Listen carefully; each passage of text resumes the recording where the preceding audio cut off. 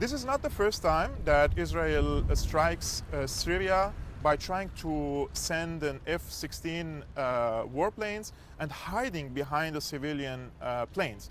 This is a strategy that Israel used 2 years ago, and they were hiding behind the Russian plane, and the Syrian air defense missiles unfortunately gunned down a Russian plane, and which led to the killing of Russian citizens, right?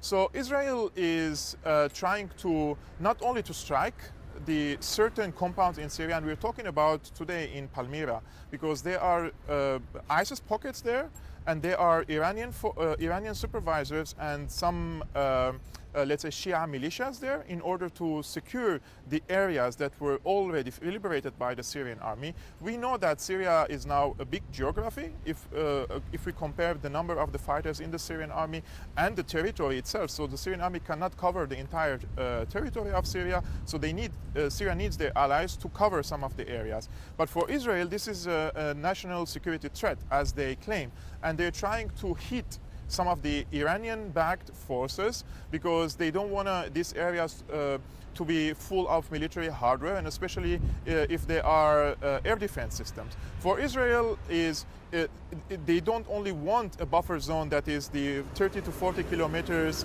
near the Golan Heights, but also entire Syria to be cleared of the Allied forces, and we're talking about forces backed by Iran here. But recently, after the strikes, the Joint Operations Room of the Allies, we're talking about Syria, Iraq, and Iran, they published a statement saying that they're vowing to retaliate very harshly against Israel. I personally suspect that they will strike harshly against Israel. Maybe they strike their proxies, or they strike some of their spies in Iraq, as they did in northern Iraq a few weeks ago. But to launch a all-out war between Israel and Syria, this is not going to happen, because the decision is in the hands of Syria for opening a war. And as we can see, Syria is not retaliating against Israel because they don't have an interest right now.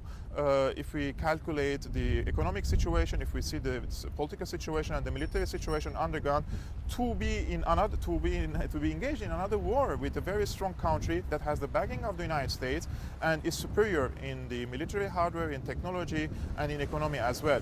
So right now we have a situation where Israel is trying to strike of what they claim surgical strikes in Syria. But this will not lead into an all-out war, as I mentioned, because I believe Damascus has no interest in engaging in a war with Tel Aviv at the moment.